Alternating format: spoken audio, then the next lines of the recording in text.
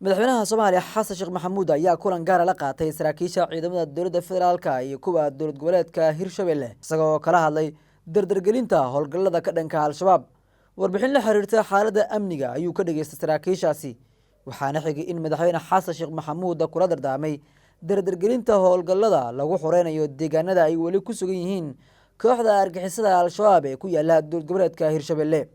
Madaxweynaha ayaa ciidamada iyo sidoo kale saraakiisha ku dhiirigeliyay inay sii xoojiyaan gulufka ka socda gobolada Shabeellaha Dhexe iyo Hiiraan isagoo carabka ku adkeeyay muhiimadda ay leedahay in la adkeeyo wada shaqeynta ciidamada kala duwan iyo shacabka deegaanka si loo xaqiijiyo amni waara. Kulankan ayaa ku soo aadaya xilli dowladda federaalka Soomaaliya ay kordhisay dhaqdhaqaaqyada militari ee ka socda furimaha hore iyadoo ciidamada dowladda federaalka iyo kuwa deegaanka ay wadaan qorshayaal lagu ciribtirayo haraadiga kooxda Al-Shabaab ee ku dhumaaleysanaya qaybo ka mid ah Hirshabelle.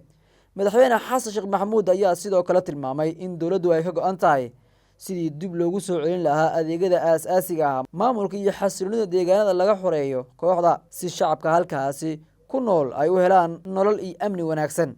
Dowladda federaalka Soomaaliya ayaa marar badan ku celisay in howlgallada socda ay qayb ka yihiin qorshaha guud ee lagu xaqiijinayo amniga dalka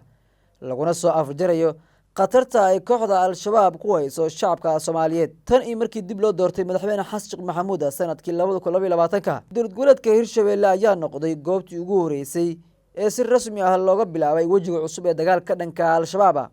Madaxweynaha ayaa markaasi booqashooyin sidoo kale kulamo isdaba joog ku tagay gobolada Hiiraan iyo Shabeellaha Dhexe isagoo dhiirigeliyay kacdoonka shacabka deegaanka iyo iskaashiga ciidamada dowladda taasoo horseeday in deegaano badan oo muhiim ah laga xoreeyo kooxda. Dowladda federaalka Soomaaliya ayaa marar badan sheegtay in guulihii ugu horeeyay ee howlgalladaasi ay saldhig u noqdeen ballaarinta dagaalka dhanka Al-Shabaab ee gobolada dhexe ee dalka. Sidoo kale kulanka madaxweynaha ayaa lagu falanqeeyay caqabadaha weli hortaagan howlgallada socda gaar ahaan sidii loo xaqiijin lahaa taageerada saadka gurmadka ciidamada ku sugan furimaha hore iyo dardargelinta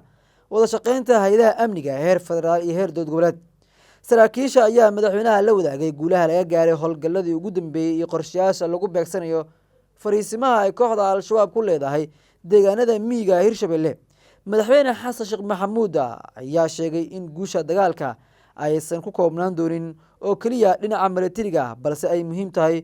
in la xoojiyo adeegyada bulshada, dib u dhiska kaabayaasha dhaqaalaha iyo taageerada shacabka ku nool deegaanada laga xoreeyo kooxda si looga hortago in Al-Shabaab dib ugu soo laabtaan goobahaasi. Dowladda federaalka Soomaaliya ayaa sidoo kale xoojisay iskaashiga ay la leedahay saaxiibada caalamiga ah ee taageera amniga Soomaaliya iyadoo la doonayo in la kordhiyo tababarada, qalabaynta iyo taageerada farsamo ee ciidamada ammaanka